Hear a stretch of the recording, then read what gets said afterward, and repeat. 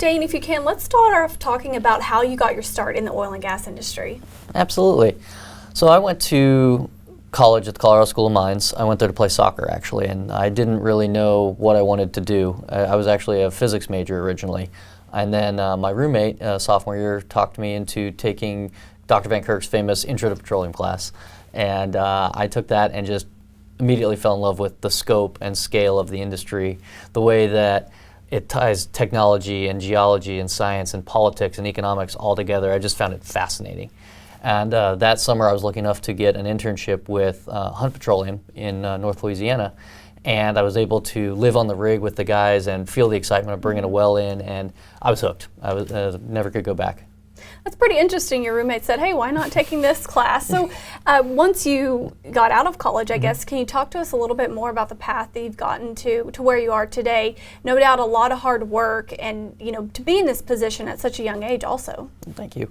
I think I had a fairly unique career path, really, which I owe a lot to Pioneer Natural Resources, where I got my start. They allowed me to do what they called an extended rotational program. So for the first 6 years of my career, I got to be a different type of petroleum engineer in a different type of asset every single year. So I was exposed to South Texas, West Texas, the Rockies, Alaska. I got to be a drilling engineer, facilities engineer, reservoir engineer, pretty much all of them. And so I got this really unbelievable scope of the industry and understanding of the industry from this. When I had to grow up and decide what I wanted to be after the rotational program, I had been exposed to a couple of business development projects in those rotations, and I decided that was something that I really wanted to do. And so I chose to move into the BD group, where I was exposed to a couple $1 billion of acquisitions and divestitures, as well as being allowed to pursue my MBA at SMU, and just kind of decided that that was really my niche in the industry. I did have one other step where I was allowed to be, or asked to be, the manager of the Reserves Budget and Planning Group for South Texas for Pioneer, and I really did enjoy that. But then at the end of the day, I realized that, you know, kind of the excitement of the buying and selling side of the equation is where I wanted to be, and from there I kind of moved into more focused of that role, and that's how I ended up at Noble Royalties. And now with that path, I guess, what advice do you have for younger professionals? You know, this is a very difficult and unique, many words could describe it, year. What advice do you have for younger professionals maybe interested in the oil and gas industry, whether it be, you know, leadership style or anything like that that you see has helped you? Absolutely. The way I like to see it is the best way to make an impact is to become a force multiplier, I like to call it. It's great to be really good at your job and get your things done very well, but if you can build your processes and your projects to make everyone around you's projects more efficient, better, and raise the level of everyone around you, that tends to be where I've seen people really get noticed and move up quickly, is when they can make more of an impact than just one person by themselves. Dane, can you tell us about a challenge you may have faced in your career that helped shape you or just really took a lot to overcome? Absolutely.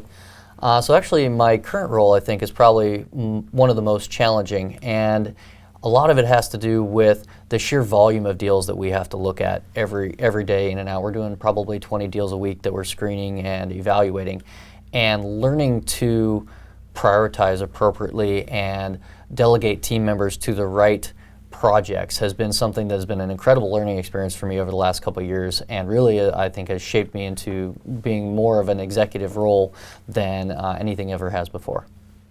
I'm sure there was a lot of appreciation for that from up top all the way down. And my last question for you, what about work-home life balance? Do you have any advice there that can be, you know, there could be many answers to that, but what's your advice there?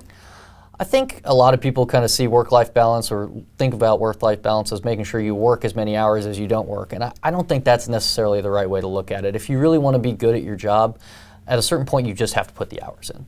And the way that you maintain a work-life balance with that is you realize that it's not the number of hours you're not working, it's that when you aren't working and when you're with your family or the people you love or doing your hobbies, that you are 100% there. You are able to turn it off and not be thinking about, man, I've got that deadline or what happened there. You need to really be with the people you're with, and I think that's the only way to really make it manageable. And put in the hours that you sometimes have to put in.